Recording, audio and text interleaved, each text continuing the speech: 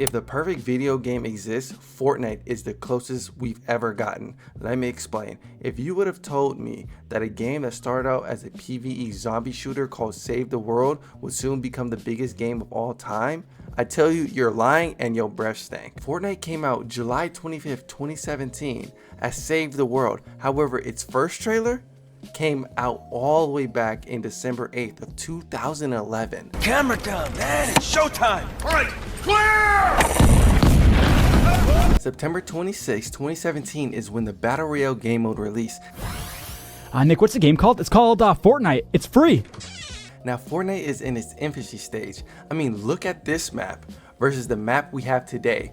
Crazy, right? Now, before all the collabs and all the changes, there were simpler times. Not to nostalgia bait, but do you guys remember how cartoony this game looked? Now, everything looks so straight and uniformed. I mean, back in the day, we used to have a night and day cycle. Now, the vibrant colors were amazing. Don't get me wrong, I still enjoy the game today. The way that Fortnite has new content every season, fresh ideas, new loopholes, and how fast the meta changes to keep players interested is unmatched. Some player bases would kill for it to have attention like that. I'm looking at you, Apex. I mean, one hero every year? Get out of my face. Why is Fortnite the perfect game? Now, let's talk about perfection. You need criteria. These are mine. Fortnite being free to play is one of the biggest selling points during this time. The most popular games were going to cost you at least $60, and the free to play market was untapped. Fortnite seized this opportunity to make a free to play experience. Do you guys really think if Fortnite approach didn't work, we would be paying $60 for games like Apex and Warzone?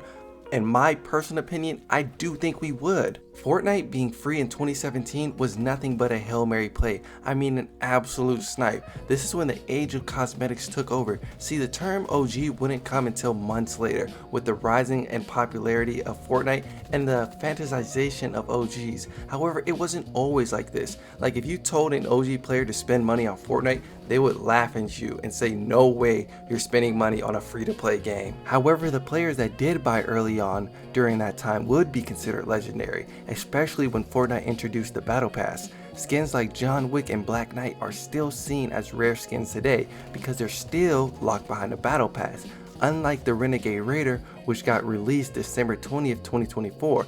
And the OG community was extremely upset, some players even quitting because they lost their only legendary skin. Now, let's talk about gameplay and accessibility. Fortnite is on the following: PlayStation, Xbox, PC, Nintendo Switch, and finally mobile. Now stop and tell me, outside of Minecraft, what game is on that level of accessibility? Also, Fortnite isn't a heavy load on PCs and mobile devices, so your budget phone and your budget PC can still enjoy the game. For this reason, Fortnite gets a 10 out of 10 in my book. Fortnite is one of the hardest games, if not the hardest game of all time. Fortnite has an immensely high skill ceiling. There's no such thing as a perfect builder or a perfect build technique. Like in fighting games where you can have perfect frame data and memorize combos, Fortnite just doesn't have that mechanic. See, everything mechanical in Fortnite is made by the player. For example, 90s. 90s is just a technique that a player created and the community followed, like EJ dashing and mongrel classics. And don't forget a peanut butter Elliot. There are millions of YouTube videos showing the most optimal settings, tips and tricks, how-tos, building strategies that you can copy. However, in a couple of months, a lot of those strategies become dated. Like, no pro player is doing 180s in the big 2026. So an ever-changing meta keeps the game fresh and players hooked. Fortnite's innovation is unmatched. Like, every season there is something new. Right now, South Park has taken over the map. You can play as iconic South Park characters. As a content creator, Fortnite is the perfect game. You always have something to talk about. And when you're looking at Fortnite robust competitive scene, you see throughout the years it has improved immensely. One of the best things about Fortnite is that they listen to their community. Players were complaining about other players camping in the storm and winning games, and this absolutely shook up the competitive scene, and Fortnite listened and added storm sickness. This is one of the ways that Fortnite has listened to the community. Fortnite's cash pools are like no other game. They reward their top players that can win in these big tournaments, thousands, hundreds of thousands, and at one point even millions of dollars. Not to mention all the other avenues you can make money, like through the creator code and people playing in your map. The grind to get good in Fortnite can be very rewarding, and that is a great incentive for players. When you've been practicing for hours just to learn a single move and you finally hit it in game, you can't tell me that's not one of the most euphoric feelings. That alone puts the skill expression at 10 out of 10 in my book, and even if you're not good at building, Fortnite has a mode for you. It's zero builds. When that mode was added, it gave the game more depth. Now since you couldn't build, you had to come up with unique things to get kills. Gone were the days where you could put up a wall and start building. You had to get more creative, and because of that, it brought back a lot of old players who couldn't catch up with the current flow of the game a new light. No more did they have to deal with sweats and building. You could hop into no builds and relive your glory days. Now let's talk about Fortnite OG. When this mode first came out, it exploded with popularity. You had old players who haven't touched the game in years return just to get a taste of that nostalgia that they once remembered. Fortnite is one of the most skill expressive games that you can find, with arguably a infinite skill ceiling and an extremely low skill floor. One of the first moments where Fortnite truly broke into mainstream was when Ninja played with Drake on stream. You honestly had to be there. The stream shattered Twitch's all-time concurrent view record, and overnight, Fortnite stopped being just another popular game. It became a game everyone was watching. At that point, all eyes were on Fortnite. Now Ninja was on talk shows, doing interviews, and effectively became the face of gaming for a while. That single moment pushed Fortnite out of gaming circles and into pop culture. I mean, you got rappers name dropping Fortnite. Fortnite's influence and grip on players went far beyond just the game.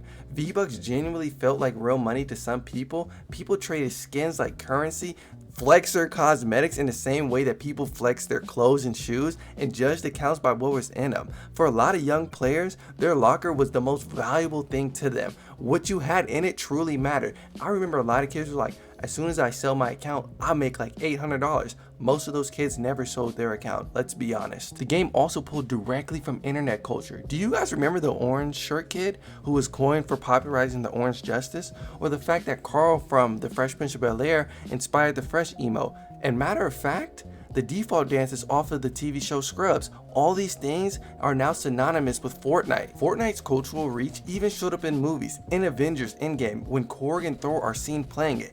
Think about how wild that is. One of the biggest movies of all time casually has Fortnite a part of its world. So it is confirmed canon. It wasn't a forced reference. It wasn't like technically a marketing moment. I mean, it was. I'm not going to argue about that. But come on, it is huge. Fortnite, being a game that started off as a PvE zombie shooter, is now seen as, I'm pretty sure, one of the biggest grossing movies of all time. That is insane. That influence also spilled into real world branding. Samsung partnered with Fortnite for the Galaxy Note 9 and introduced the iconic skin, arguably one of the best skins of all time and the best collaborator skin. Argue with a wall, and that emote is iconic, no pun intended. Suddenly that phone gained massive attraction for people wanting to get that skin. I mean, I got the skin. I ain't gonna tell y'all how I did it, but I did it. At this point, Fortnite isn't just reflecting culture, it's shaping it. When a video game naturally exists in music, movies, fashion, tech, and everyday conversation, it stops just becoming a game and becomes a culture of its own. When people argue about the greatest video game of all time, the conversation usually goes one of two ways. Either it turns into a pure nostalgia fest, or turns into, well, I like this game more. And guess what? That's fine. However, the numbers don't care about any of that. Now let's talk about something that you can measure. Player counts, revenue, engagement, longevity. Shout out to LeBron, that's nor here nor there. But these type of things can look at how big a game is, and Fortnite is leaps and bounds above any other game, to be honest. Fortnite launched in 2017 and surpassed 350 million players worldwide. That number alone puts it in its own echelon. Very few games in history have ever crossed that number. Most of those games that have are decades old or are bundled in every device imaginable. Fortnite did this in under a decade while also completing in one of the most stacked gaming eras. Do you know how huge that is? Fortnite is that game. And here's the thing, what makes that number more impressive is that those players showed up. Fortnite just didn't spike. It wasn't a one-hit wonder. It kept adding millions on top of millions of players year after year. Most online games peak and slowly fade, just getting a designated player base. But Fortnite stayed in a league of its own. It remained relevant long after new generations of games and new hypes. And people thought Fortnite was supposed to be over and was just a hype game. No, Fortnite is here to stay and is still the greatest game of all time. Never forget that. Now let's talk about that money, because Fortnite practically prints it. Listen to me and listen to me well. Fortnite has generated over $9 billion in revenue, with some years clearing $5 billion. Really think about that. And before anyone says, yeah, because it's free to play, that is literally the whole point. Fortnite didn't charge you upfront $60.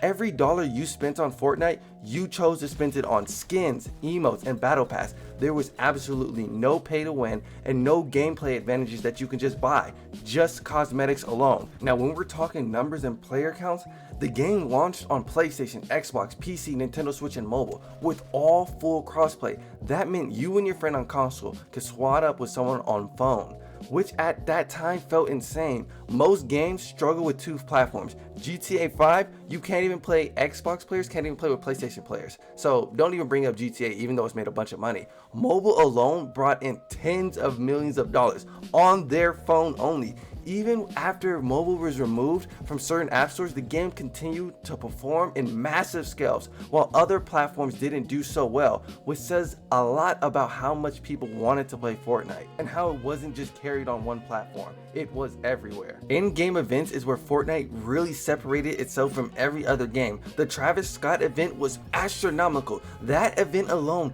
pulled over 12 million concurrent players inside that game. That's not views, that is people actively logged on in the same time. Most online games would crash. Their servers just can't handle numbers like that. That Travis Scott event was massive. Competitive Fortnite adds a whole nother layer with numbers. The Fortnite World Cup had a $30 million prize pool. That is the biggest in gaming history.